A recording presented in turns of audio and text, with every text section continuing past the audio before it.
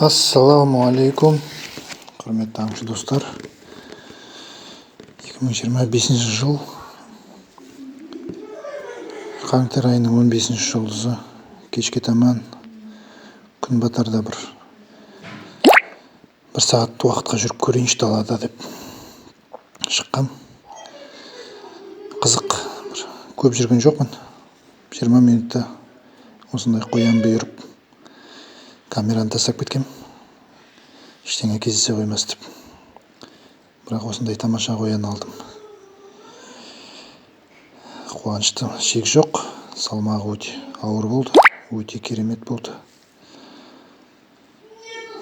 Биылғы маусымның әдемі қояны болды. Мынау бір рекорд болып тұр. Менің биылғы маусымның рекорд қояны.